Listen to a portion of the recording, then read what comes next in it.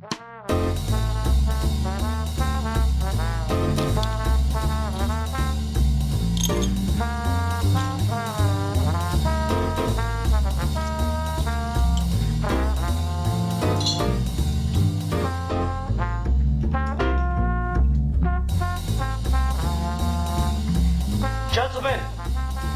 the time has come once again to discuss things.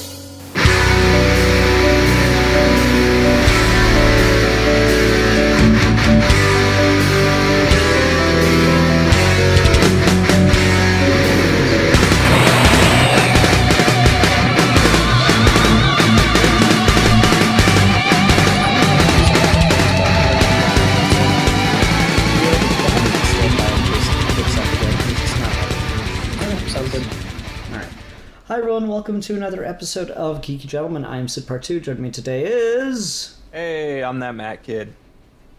A geek for fun. No, you're not. Don't lie to people.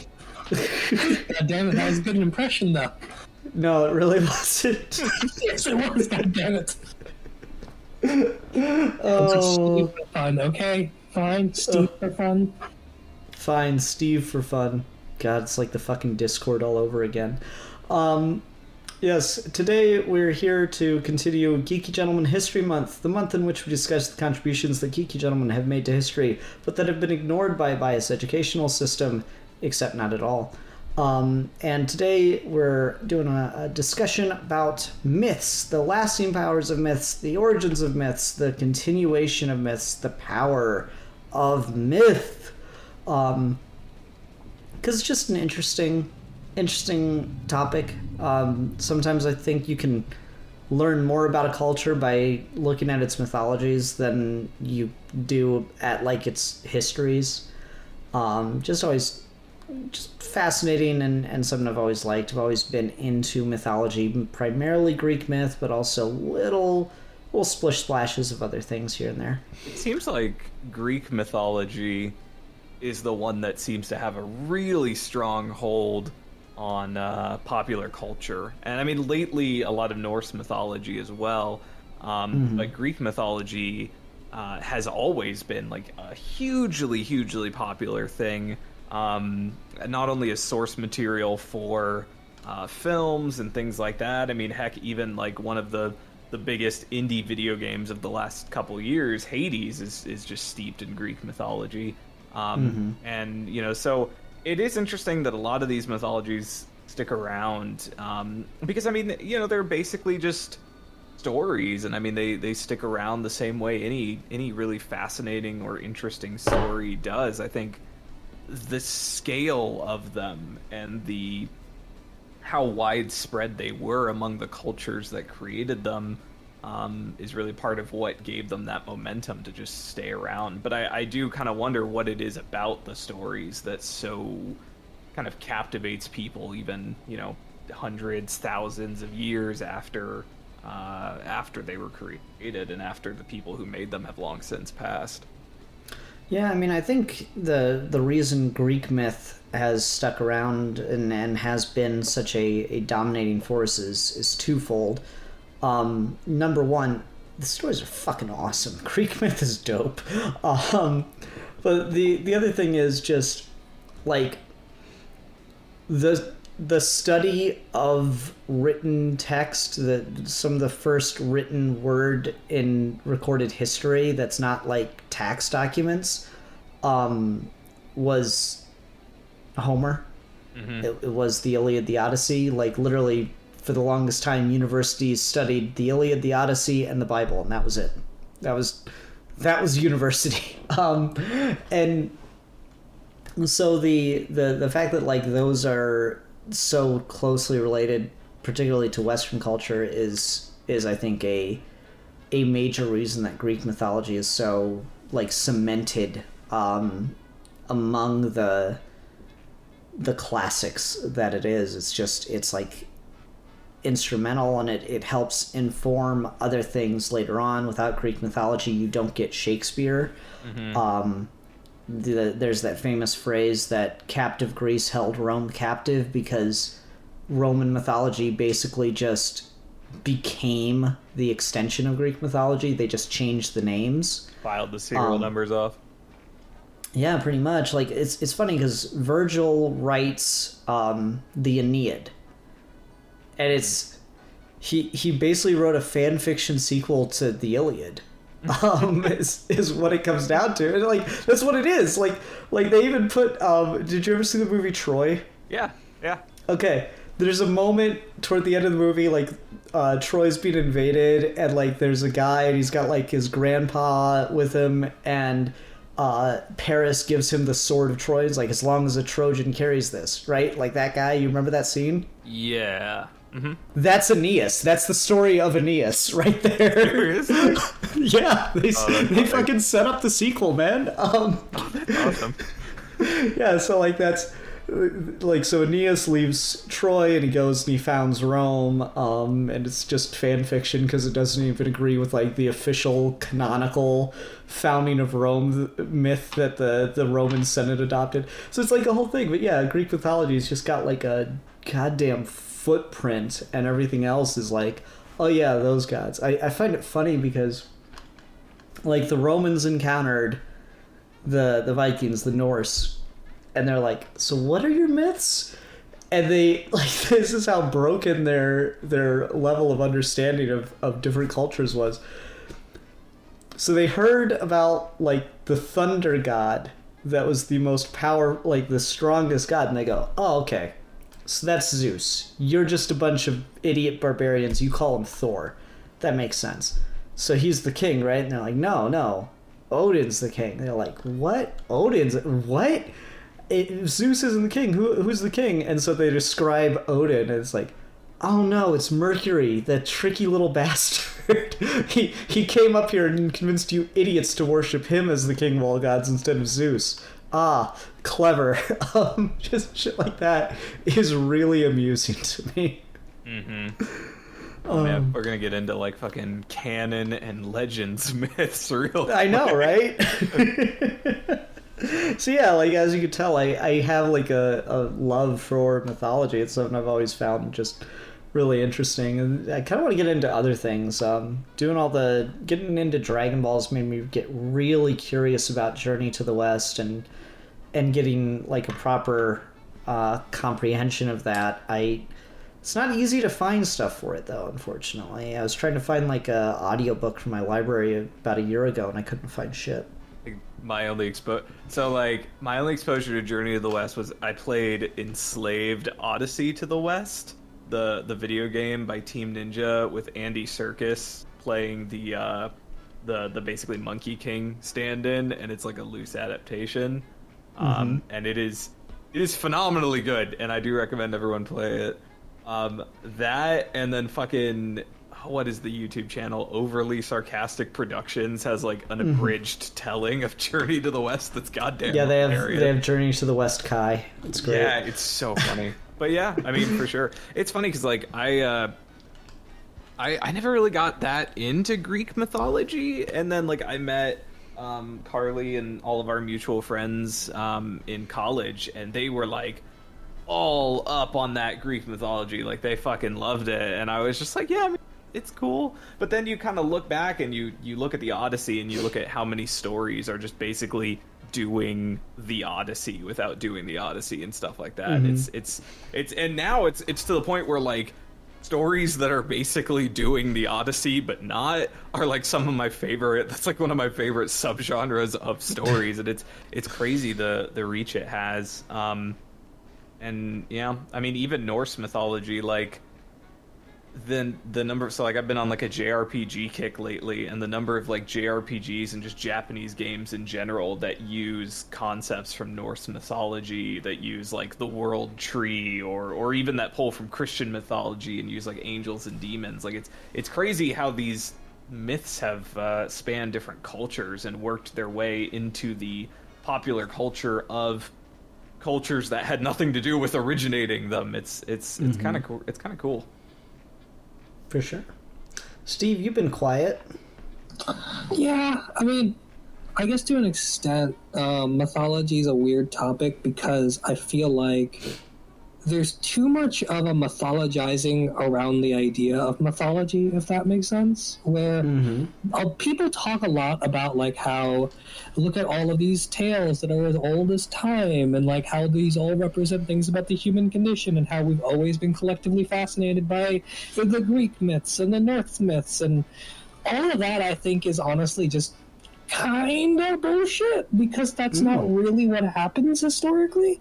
Like, the reason society is collectively obsessed with Greek myth is because schools in Germany in the late 1700s and early 1800s decided that ancient Greek society mirrored the German city-states, and therefore, since Greece was the greatest civilization of the ancient world, Germany must be the greatest civilization of the modern world. And so we're going to teach everyone what the Greek myths are, because we're just as great as the Greeks. And so they started creating a propagandized notion of what Greek mythology was, and that's where all that stuff comes from. That's where the sort of like deep canon understanding of Greek myth comes from. That's where all of the early archetypes of literature before the novel was invented came from. It all just stemmed from like a very specific historical moment where we decided this is kind of the myth we're occupying. And in Western societies, there's like this weird conversation around myth that makes it seem like they're the myths of the older world that we're talking about now in today's world, as if those two things are operating on separate temporal planes.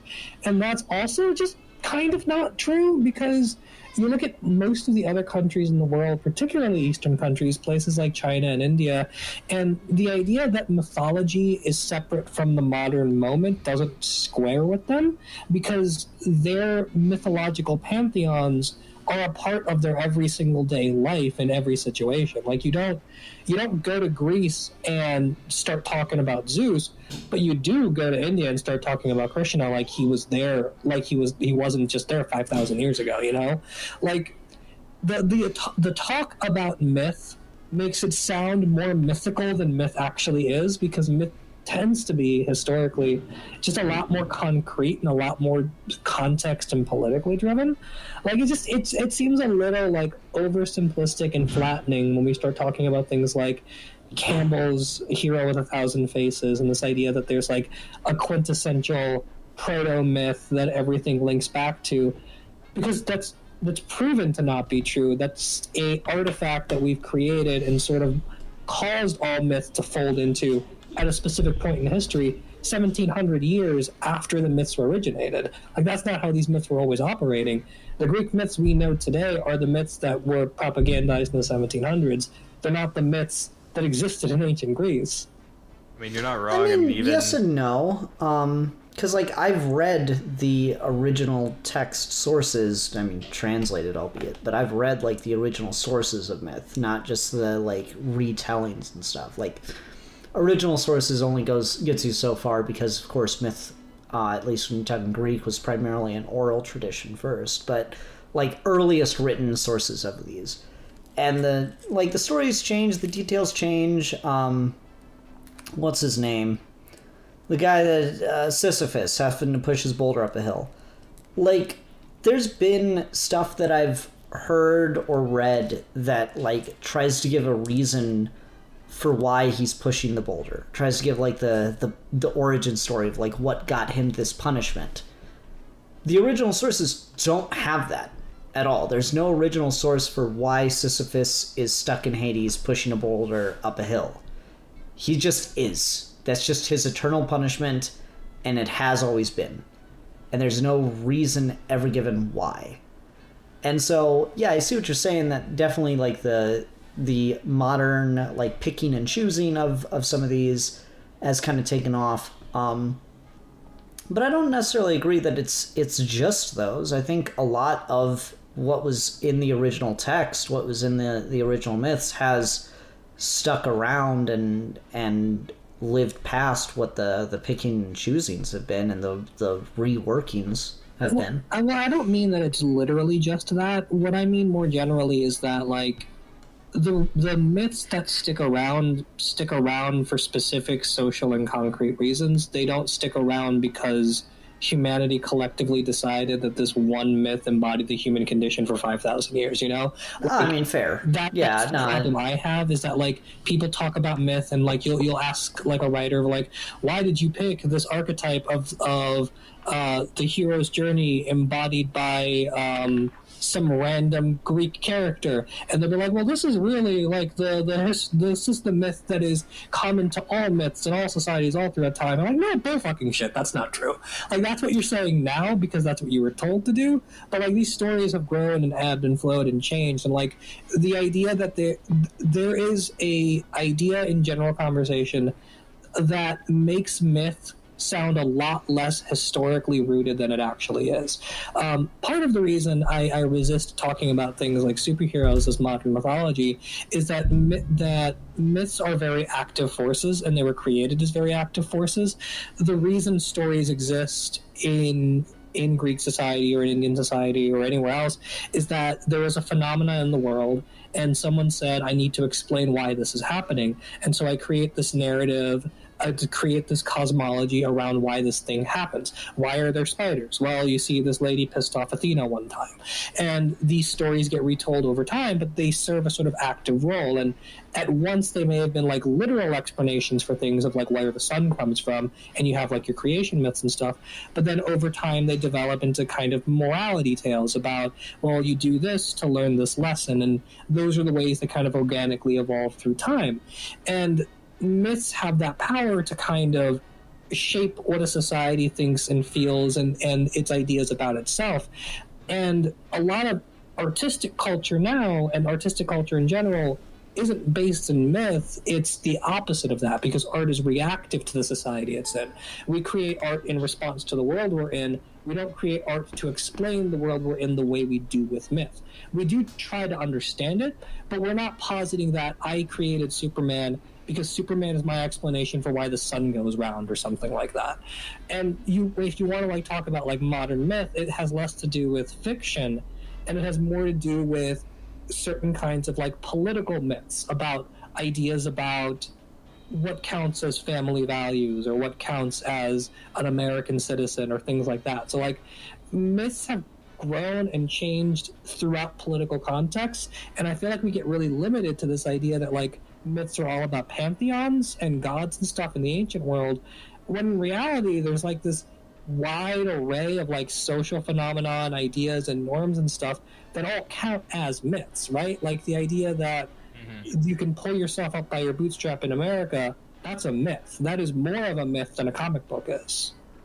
Right. I guess it kind of, when we say superheroes are modern mythology, it's kind of like we're looking back at like the big great heroes and god figures of mythology, and we're then looking for what the closest thing in modern day culture is to that, without factoring in sort of the smaller, more mundane myths and the reason behind most of their myths being created, which is certainly fair. I still think there is something to the idea that comics and like modern big superheroes, these larger than life characters, do serve something of a similar purpose on some level. They are kind of in a way intended as being morality tales, but we have kind of moved past that in a lot of ways. So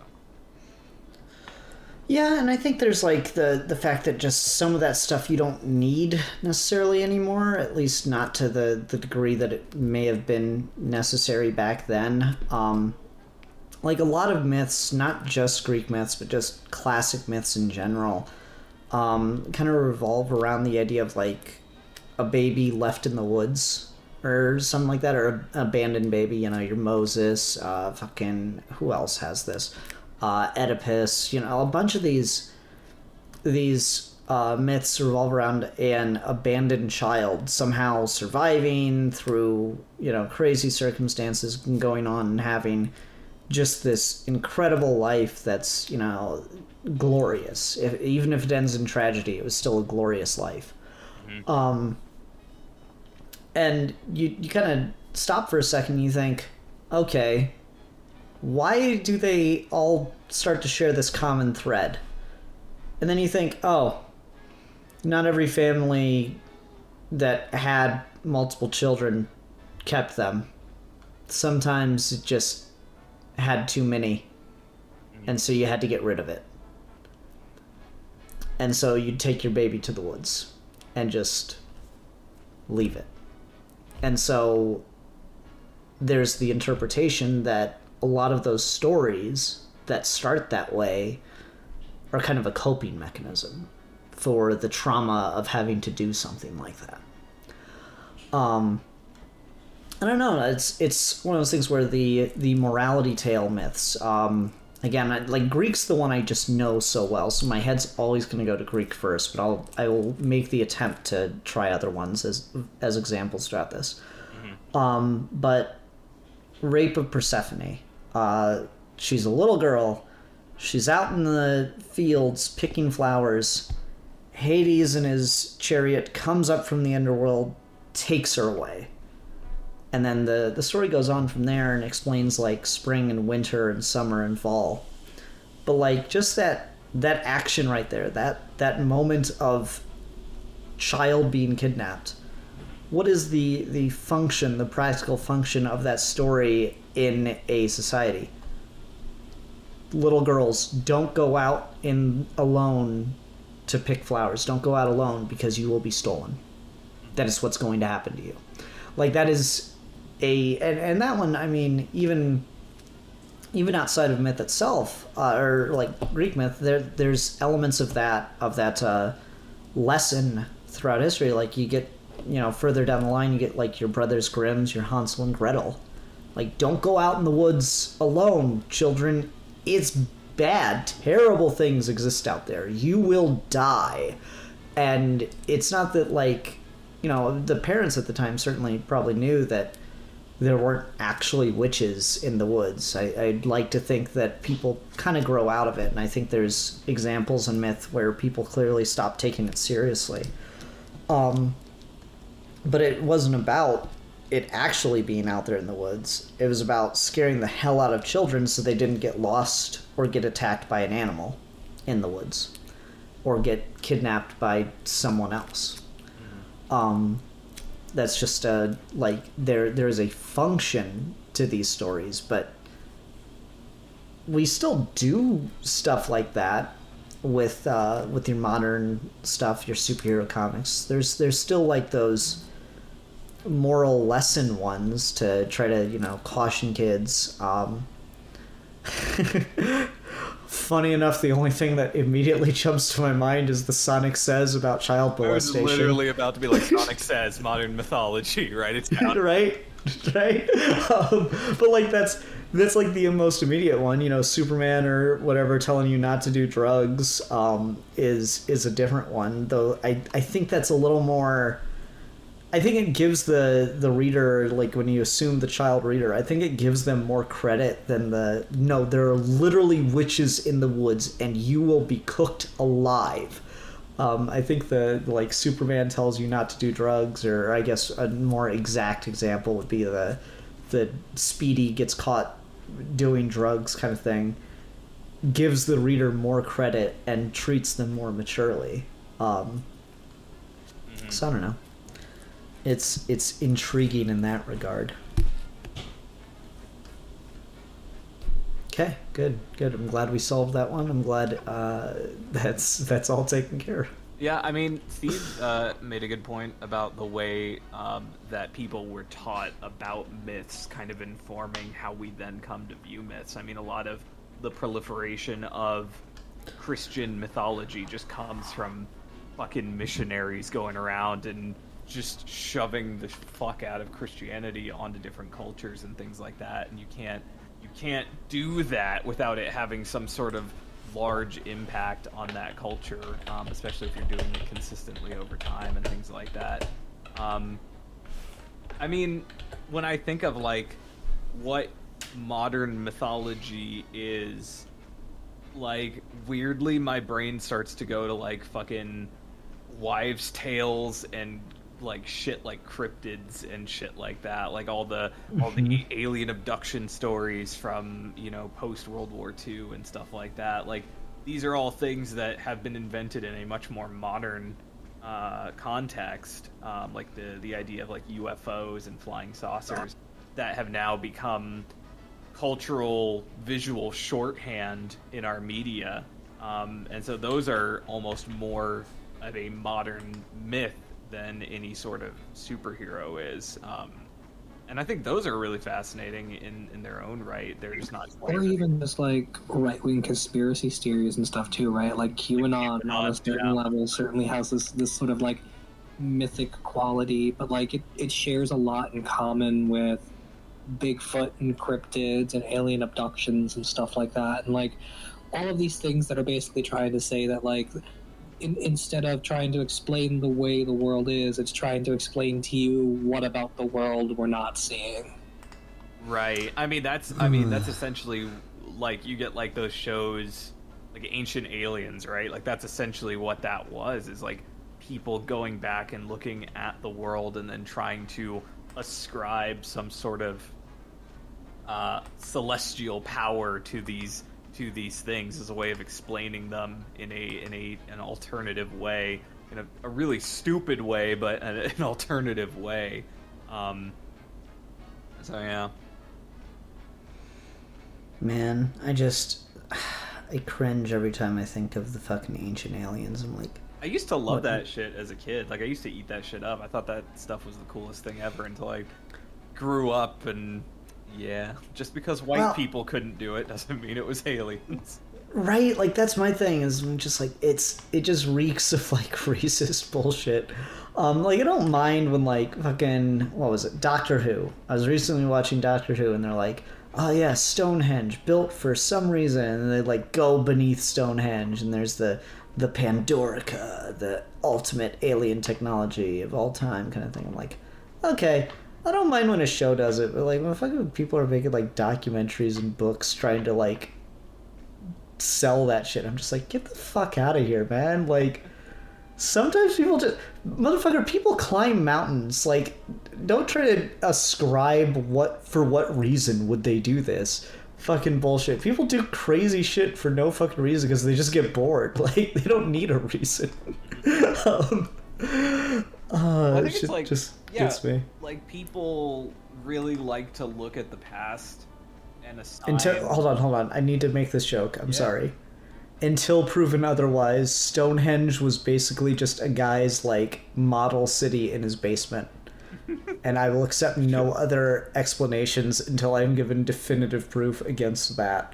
Well, that's my thing, is that like people want to like assign narrative purpose to things in the past. Like they want to look at these things and assign it some sort of narrative reason for being there, whereas we know just from looking at like the way modern people conduct themselves that like, yeah, sometimes people just do shit to do it. Like it has no fucking bearing on, and it's just kind of interesting the way we mythologize things that like we don't know anything about, but we are going to construct at the very least some sort of mysterious narrative around them and their purpose, when you know we have nothing. Like it's just interesting the way like we try to make everything fit some sort of story or narrative, because that's just kind of the way we seem to think about it. It's almost like a survival instinct, right? Like there's a certain level of like Nietzsche has this line somewhere where he says that we can basically survive any amount of suffering thrown at us, but we can't survive the idea that there's no good reason for our suffering.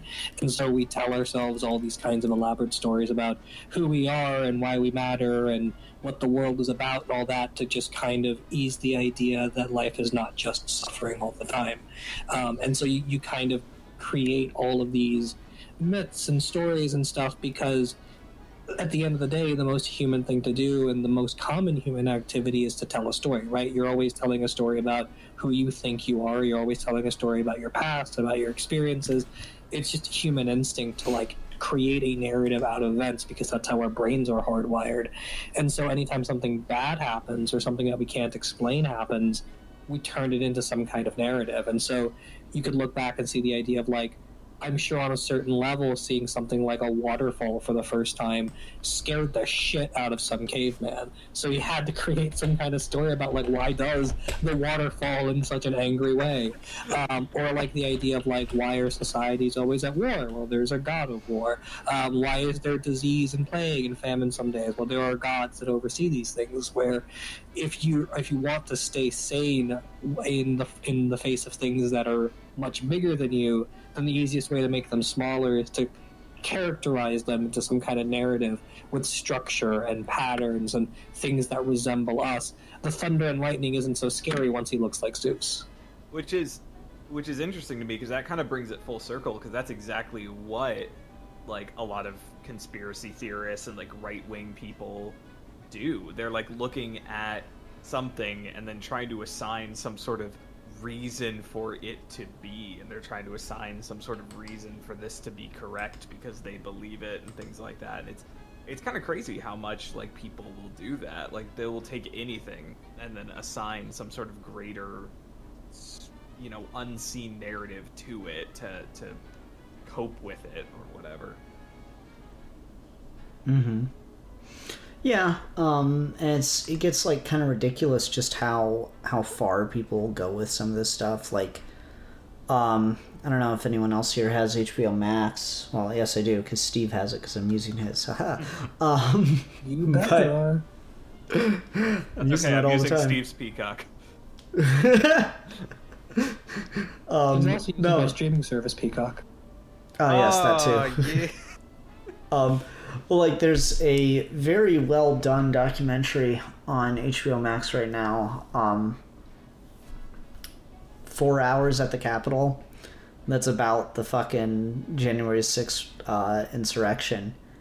And, like, they got interviews with the guys that were there. It's, like, very obvious that they were there because they were, like, post pictures on social media and shit. It's like there's no defending yourself in court that, it wasn't me.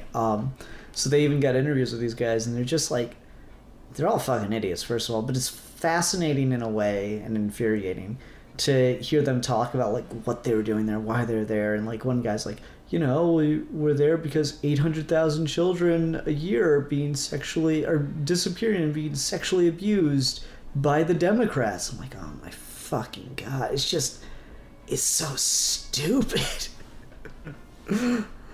Oh. So yeah, I don't know, it's just, you get, like, those connections, those crazy, piecing everything together that's not there, because it's somehow more comforting for it all to like, even if the answer's terrifying, like, even if the implication is, like, you wouldn't want to live in that world, it's better to have at least some kind of explanation for the things, as opposed to just, nah, shit just be like that sometime. And I think that's the big thing that a lot of people talking about these issues in conspiracy theories, specifically liberals, don't seem to understand, is that, like, the idea that you're going to talk to an insurrectionist, Trump supporter, QAnon, fucking, like, conspiracy right-wing dude, and say that, like, facts and logic are going to solve the problem, that if you just throw enough statistics at them, they'll change their mind, is really misguided, because they have access to statistics. They have been thrown statistics before. They know full well what the conventional facts are. The idea is ultimately that they think that those facts cannot be trusted. And so they're telling themselves a story that makes more sense given their established beliefs. And what they believe is going to trump whatever the truth is at all times. And that's why these stories are important. It doesn't matter what Trump actually did or said or wants to do. What matters is he's playing into a very sort of universal archetype and a very universal story about what right-wing people believe in. And that is going to be way more powerful than any sort of arrangement of the truth. Yeah, I don't want to get too hung up talking about that shit, because I'm just fucking tired of it, honestly. So, but it is just interesting how, like, people are always grasping for things and stuff, which I've talked about this a couple times. I find it interesting how kind of the more educated, the smarter people seem to, like, comprehend that grasping thing, and then also seem to comprehend, like, a deeper meaning and read more into things. Because honestly, I think it's my favorite Zeus story part ever. Because, like, Zeus is just notorious, like, fucking, you know, dick. Swinging dick, fucking asshole, cheats on his wife, right? And that's, like, baked into so many stories, and Hera's, like, the villain of so many of these stories. And then you get to, like, the Iliad, which is about the invasion, or the attempted invasion of Troy. And, like, she, at one point, the gods are just fucking playing with the outcome of the war, and they just take sides, and their alliances change with the winds. And at one point, Hera wants to help one side over the other, but Zeus has chosen the other side. And so she goes down to Earth and uses her godly magic to look, like, really sexy, like more so than a goddess would normally look, I guess. And Zeus sees her, and he comes down and he's like, I must have you now. And then, I shit you not, this is in the Iliad, he lists off, like, 5 or 6 different children he has had out of wedlock with other women. And says, more so than I wanted that woman, I want you now. More so than I wanted this woman, I want you now. And she's like, oh, well, right here, right now? He's like, yes, well, I couldn't. What if the other gods see? I will cast shadow, and no one will be able to see us. I'll cast a cloud that no one will be able to see us through. And I just fucking love that, because, like, that is totally Homer taking the fucking piss out of not actually believing in the gods and stuff, and just being funny. Or if not Homer himself, then whoever was speaking it originally. It's like, it's totally just put in there as a gag, because no one that actually believed in Zeus would ever portray him in that manner, right? So I don't know, I always get fascinated by, like, the levels to which you can see, like, here is the actual belief, and here's where things start, like, taking the piss out of it. Like, I mentioned, like, the rape of Persephone thing. And, like, yeah, that part with the, like, oh, little girls don't go out in the woods, don't go out in the woods. Yeah, that part's probably just, like, that cautionary tale. But then you, like, start looking into the expansions upon it. It's like, oh, yeah, Hades at first asked Zeus if it was okay, and Zeus said it was fine. And so when Demeter came and was so mad that her daughter had been stolen away and she didn't know where to or by who, Zeus is like, oh, yeah, no, I said it was okay for my brother to marry her. What? Why are you mad? Like, yeah, he's a little gothy or whatever, but, like, he's cool. He's a total bro. It's interesting to see how many of those stories get taken and then, like, not even just taking inspiration from those stories, like stories that are kind of taking inspiration from that sort of road trip odyssey story, for lack of a better word. Like, not even stories that are just kind of in that same structure, but, like, literally taking Hades and Persephone as an example and then retelling that with, like, a more modern lens, or retelling it in, like, a more, just from a different angle to make it more sympathetic to certain, like, characters in the story. Because you have that with, like, Underworld, and you have that with, like, the mythic musical, or even Hades Town doing Orpheus and Eurydice. So it's interesting how, like, people will not only take inspiration from these stories, but they will straight up take the stories themselves and try to retell them using modern sensibilities in the same way that they were told then, with the sensibilities of the people writing them at the time. And it's really cool to see that, because you can kind of see the way that our approach to telling these larger-than-life stories has changed over time. That's why, to build off that, that's why I was never, like, really bothered by the Disney Hercules, or, like, any of the attempts of Disney to take, like, classic myths and turn them into movies.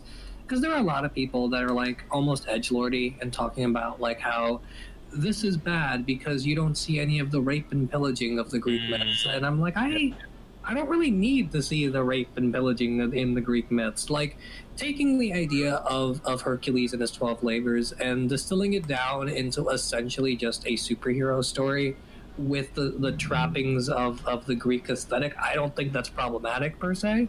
And I think it says a whole lot more about the era that film came out of than anything else. And that's ultimately more important to me than just like Disney making a one-for-one perfect retelling of Hercules.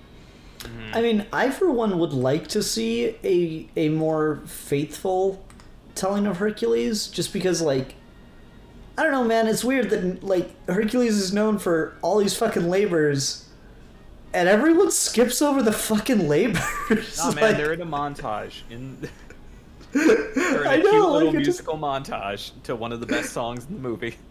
Yeah, no, I get that. I'm just like, come the fuck on. Like, I want to see the fucking, like, make the labors the story. That's the whole point. Is he does the cool things. Make that the story. Quit skipping it. Quit giving me this fucking this abridged version of Hercules' labors. Goddamn it. Indie Nintendo Switch game that's just Hercules' 12 labors. Go. Yeah, let's do it, man. Fucking why not?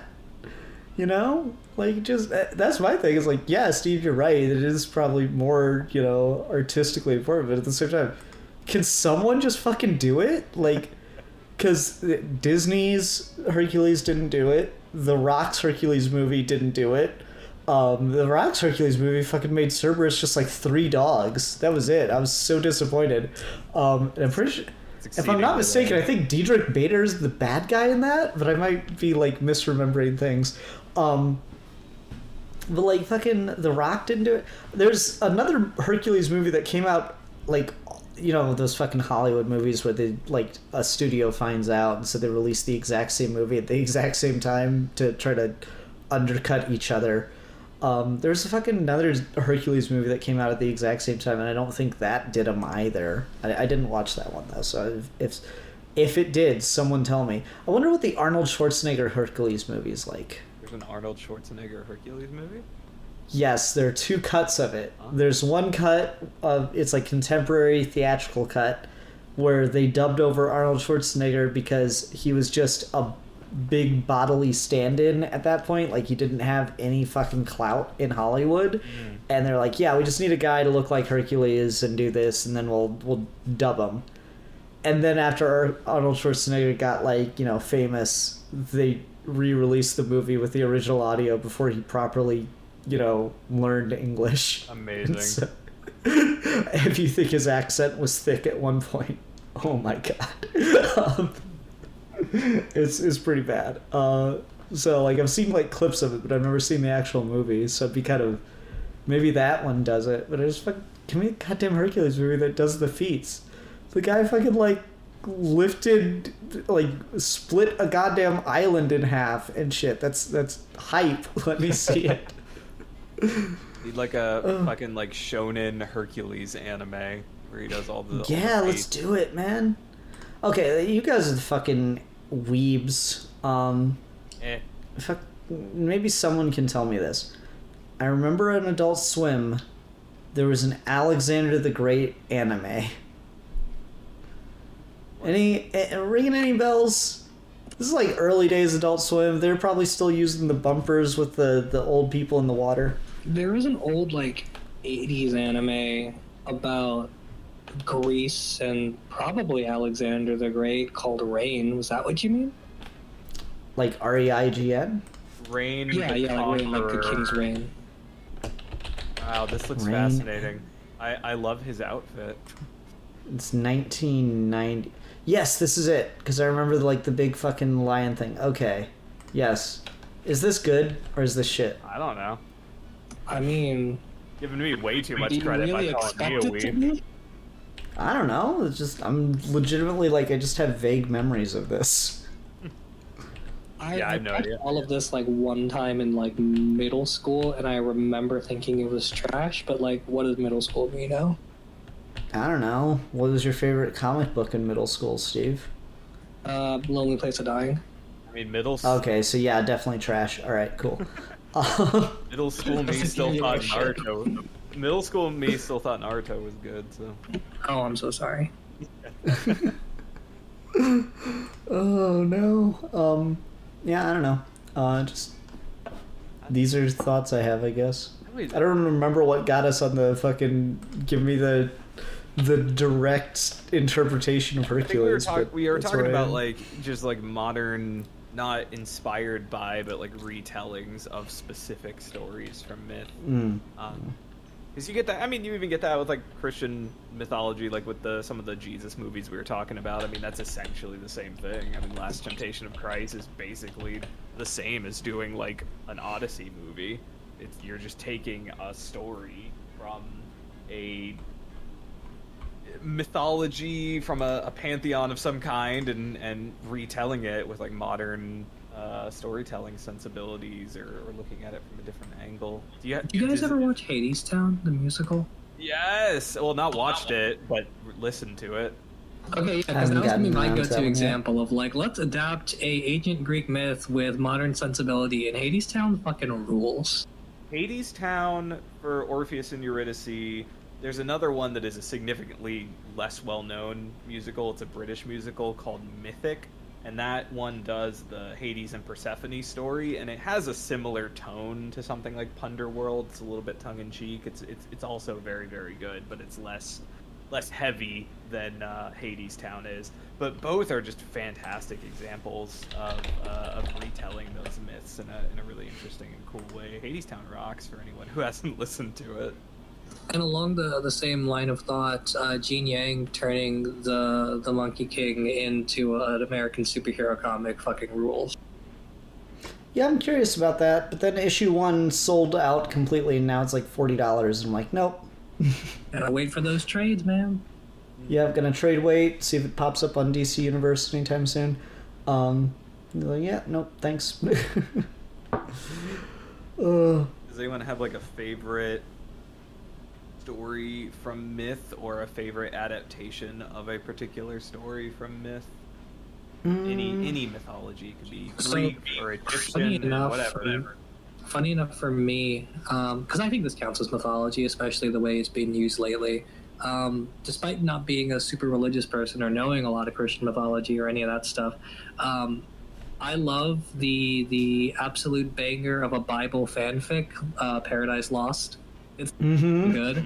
And the whole idea that God's brightest angel decided that God was full of shit and turned into the devil is the most metal thing ever. I just fucking fucking Paradise Lost has those lines, like, again, that it's like really stood the test of time. Like, better to rule in hell than serve in heaven. It's like, fuck yeah. Right? Oh, so you fucking edgelord. Yeah, no, for sure. I like that shit. Paradise Lost is good. That's a fucking great one. I remember reading that in like middle school, man. Interesting too, like when you look into it, like how much of the contemporary and like 1800s idea of Christianity and Catholicism stems not from the Bible but from Paradise Lost. Well, like that was the fucking meme for the longest time of like the most interesting character in the Bible's not actually in the Bible. Like that Lucifer like doesn't actually appear. The snake and the tempter of Jesus in the desert are not like linked as the same character till centuries later by other people. So shit like that's really amusing. Like the snake is just like, that's why snakes are cursed, because it's not Satan tempting them behind the scenes. It's just a mean snake, and so they're cursed to just crawl along the earth. And it's like, well, fuck, like how are they moving around beforehand? Did they fly? Did the snakes just fucking float? That's weird. So I like to think of that one. Fucking Zefrank did a video about snakes, and how they have like, he was talking about like their olfactory senses of how they smell with their tongues, and it's like, when God was handing out gifts, he mentioned the olfactory senses, and then snakes said, I'll give an arm and a leg to be the best at that, and God said, well, that was the start of a negotiation. I like that shit so much. The favorite myth characters or versions of myths. I don't know if this is my favorite, but this is just what's in my head right now, so I'll talk about it. I like the Argonauts, because it's like Greek myth Avengers, but like a really bad Avengers run, where like you could tell the writer was just excited to get to use all the characters, but he didn't really like have an idea for them. Because like Hercules shows up in the Argonauts, and he doesn't really do much. He just like rows the boat really hard with his oar until he breaks the oar, and then they go to shore so he can like get a mighty tree to carve an oar out of that'll like stand up to the strength of Hercules. And then like his friend gets lost on the island, and he just like spends time looking for him, and the Argonauts just like, oh, well, I guess Hercules isn't adventuring with us anymore. Okay, bye. They just fucking leave. I like the idea of the Argonauts a lot more than I like the final version, but it's fucking cool. It's called Greek Myth Avengers, man. Love it. I'm like a huge fan of the Odyssey TV miniseries from the late 90s. Oh, that thing is really good. That has like Christopher Lee in it, not as like one of the main characters, but God, I just. Are we talking like Zelda or not Zelda, like fucking Xena level quality 90s television here? I mean, it's just like a mini series. It's probably better quality. To be honest with you, I don't know. I don't really have a good frame of reference for historical fantasy shows in the late 90s, so I couldn't really answer you honestly. It looks fine enough to me. But man, I fucking love that miniseries. It's so fun, and it just adapts it so straight. It's great. Fair. I was just wondering. But fucking yeah, Xena is something else. I love that he's just like, oh man, I really hope my wife back home is being faithful, and I miss her so much. And meanwhile, he's like fucking his way through like half a dozen islands. And just getting... Well, yeah, like as a man, that's what you're supposed to do. Right, that's one of those things where it's just like you're just kind of adapting. Like obviously you're translating and you're probably making some changes, but you're kind of just doing the story straight, and like that is a thing that would have been accepted in that time. Like that would have just been kind of an understood thing. So it's just kind of interesting because like if someone did like a modern big budget movie adaptation of the Odyssey, which, you know, fingers crossed, please, I do wonder if they would change some of that or not, because I'd be kind of curious to see what would get changed for like a modern audience. The Green Knight is probably a pretty decent example of trying to take something as literally as possible, but actually injecting some more like modern social expectations and norms into it without ruining the actual message. But I can't like speak super enthusiastically about it just because I didn't love the movie like most people. Oh no, I take umbrage with that movie and the way that they downplayed some of the homoeroticism of the original. Carly and I take umbrage with that film. She's such a huge fan of like Arthurian mythology, and she loves the Green Knight story in specific. And so she walked out of that movie and was just like, "What the fuck was that shit?" Just like, there's definitely some choices, specifically by the end, where I'm like, I don't know why you did this. I don't know why we had a fake out. I don't know where some of this is coming from, but yeah. It's one of those movies where I'm like, yeah, it's all right. I will never watch it again. Yeah. I've never heard of this film. Yeah, it's an A24 movie adapting the Green Knight story of Arthurian myth, which Arthurian myth is also very cool. I would like fucking kill for like Star Wars to just take some of the stories from Arthurian myth and just do them, but with Jedi. Like that would be so cool. Vision Season 2. I need it, but yeah. Does anyone have a favorite mythology? Does anyone have like a non-boring white people mythology that they really like? Like I think Egyptian mythology is cool, for example. Egyptian myth is interesting. What little of it I know about is kind of cool. It's just so funny to take like an entire culture's mythology and just be like, yeah, I like that one. That one's cool. But I mean, like what I know of Aztec and like Mayan mythologies are cool, but like Spain really fucked those over. Like they just discovered writing in those cultures, relatively speaking, and so most of the myths weren't written down, and then those that were, Spain burnt. Yeah. And then the fucking language was almost extincted, and so the oral tradition of it didn't survive very long, and like, you know, you're brutally beaten by the missionaries if you kept those stories alive. So really, it's just what I know about Aztec and Mayan mythology is mostly just survived from the temples that were swallowed up by the jungle, and archaeologists are slowly whittling away at trying to figure out those cultures. Like, I don't know, it's cool. Fucking the capital city of the Aztec Empire was founded when they were walking and looking and saw an eagle grasping a snake on top of a cactus, and that's where they built the city. And so that's like the modern reason why that's on Mexico's flag.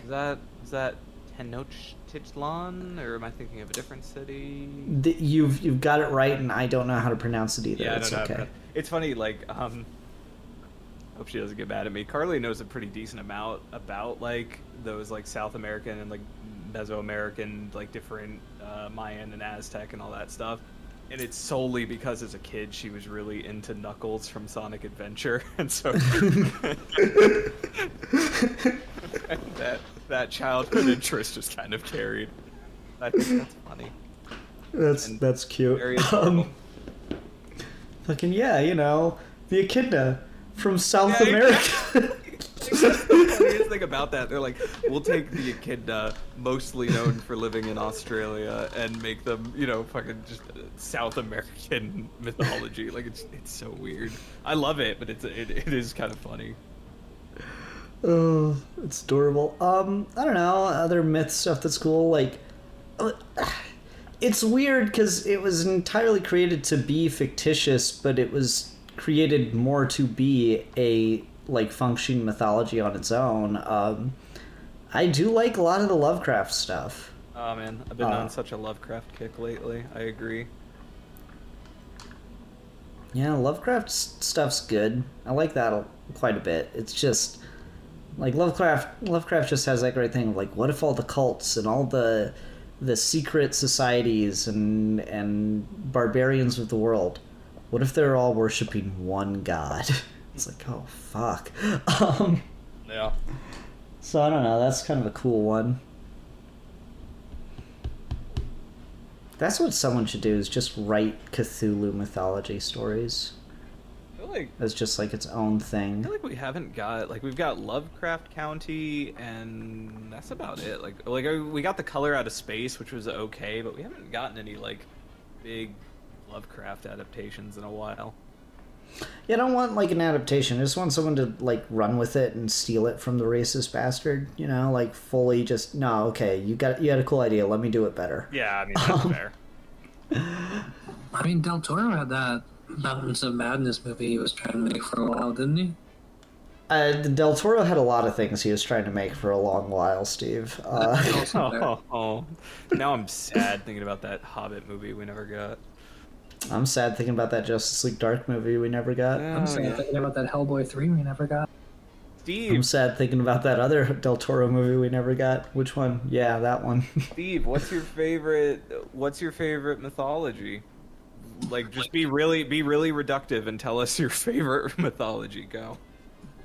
Honestly, though, I feel like none of, like, the mythological narratives, like, really appeal to me, but I feel like they all have really distinct aesthetics, and I like certain aesthetics more than others. Like, I don't really think of Lovecraft as a mythology as much as I just think of it as, like, a kind of vibe, and I really dig the vibe of Lovecraft. But, like, if I'm trying to think of, like, a specific pantheon of, like, gods and stories and morality tales that are really cool, Honestly, I gotta go basic Norse. I think like actual Icelandic and Norse mythology is really cool. They have like a really weird, twisted sense of irony, which is a lot of fun and always works for me. And like also just old school Viking artifacts and stuff are some of the coolest things on the planet. Like they have weapons that make no conceivable sense to wield, but they are fucking awesome. Does it ever like bum you out how many like weirdo like white supremacist dude bros cling to Norse mythology? Because it does like I've like Norse mythology is like really popular in popular culture right now, and I've never like really gotten into it. And every time I try to, I just see like all the like super weird, vaguely racist dudes who are not that you are obviously, but I'm just saying it seems like a lot of people who are also into that, and I don't know why. There's definitely some historical precedent for that too. Like you had a lot of the old school operas of Wagner. You had the Ring trilogy and stuff that pulled together a lot of different resources from different mythologies, specifically Greek and Norse, and created like this beautiful picture of heroism, trying to slay the dragon and such. That were all also filled with anti-Semitic messages and German nationalism and stuff like that. And then, lo and behold, who were some of Hitler and the Third Reich's favorite artists, but not other than like Wagner and his very, very racist operas and shows and stuff. And so, like, I don't know. I feel like there's a pretty clear line to some of that stuff. But I agree with you where it's one of those things where it's like I didn't peg the right wingers to be educated enough to latch onto Norse mythology as hard as they do, and yet here we are. Yeah, that's fair. But I think it's just it's not that they're educated enough. It's just that the Nazis did it, so they kind of fell in line. I mean, you know? that's true. I mean, like you had Nazi lapel pins and stuff in the shape of Mjolnir. So, like at that point, what are you gonna do? like being a fan of Punisher when there's Punisher shit going on. But yeah, I can't believe the fucking police and the alt-right stole the skull, because the skull is the coolest fucking thing ever. I know. That actually ticks me off a lot too, because I like skulls, and now I'm just like, I can't. Specifically, the Punisher's logo is just such a good skull design. Especially like it just works so well with like the outfit and stuff. Even when they made him like super tactical and like the teeth became like fucking rocket shells or whatever in the front. Yeah, like he had like magazine cartridges for each of the teeth. It was so fucking cool. They just take all the good aesthetic. They took the fucking like S&M leather aesthetic and shit. It's fucking bastards, I man. can't believe the alt-right got the Punisher skull and bondage, but that's okay because the gays took the entirety of refracted light. Yeah. At least the gays also took fucking monsters and shit, so that's nice. That's true. Yeah, Pennywise is gay. I'm just so that makes me happy. I'm glad that the evil murdering clown is gay. I'm glad that the Babadook is gay. You know, it's all great. I'm glad that they're in a relationship. I can't wait to go to their gay wedding. I can't wait. And I'm running on fumes here. I don't know what else I have to say. No, it's fine. We can call it a little bit of an early one if everyone's like tuckered out and said everything they want to say. I know we're like well past Steve's bedtime. We really are, honestly. Steve, what time do you go to bed exactly? I'm usually in my bedroom by 7:30, probably reading something or drinking tea, and I'm like actively trying to fall asleep by 8:30. Jesus, man. That's ridiculous. You should feel bad. I do. I feel bad every time you mention it. Oh. It's just silly, man. Look, I don't like being awake any longer than I have to, okay? I've seen enough. I've been around long enough now. You're telling I'm me done with it. I have to take in the environment from 5 a.m. to 8 o'clock and not go to bed early? Why do you get up at 5 a.m.? Because I have to go to work. That's bullshit. I hate it. You've made bad life choices. I've made bad life choices, but I also only work 4 days a week, so I'm okay with this. That's nice. Fair point. Fair point. Maybe you're secretly ahead. All right. Fair enough. Okay, we'll call it there. I don't really have any final thoughts. I like myths. I like talking about myths. I like the stories. They're good stories. I don't care what Steve says. A bunch of racists decided these were the stories that mattered. I like the story. The racists, I guess, have good taste on occasion. I don't know what to say. No, you only like them because the racist told you to like them, Ian. Oh, good lord.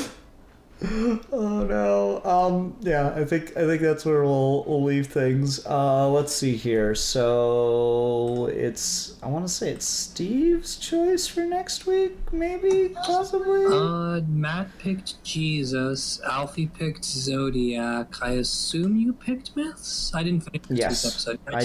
I did pick Myths. What do you mean? You didn't watch the latest episode of Geeky Gentleman? I'm like halfway through, but it's just been like a really busy week at work, so I haven't had a chance to finish it yet. I was just giving you shit. Okay. You know I'm gonna watch all of your shit. Don't worry. I'll leave a comment. Okay. All right. All right. So review topic. Yeah, we need a review topic from you, sir.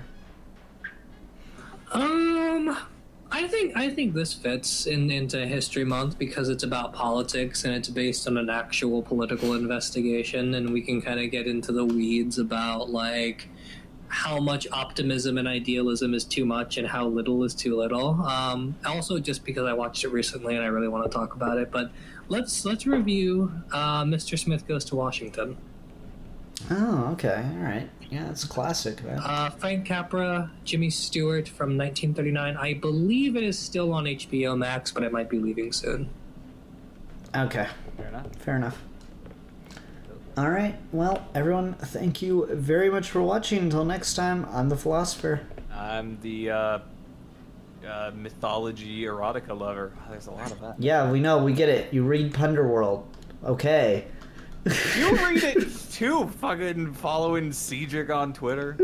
And we are your Geeky Gentlemen, and we will be discussing things. Da-da-da.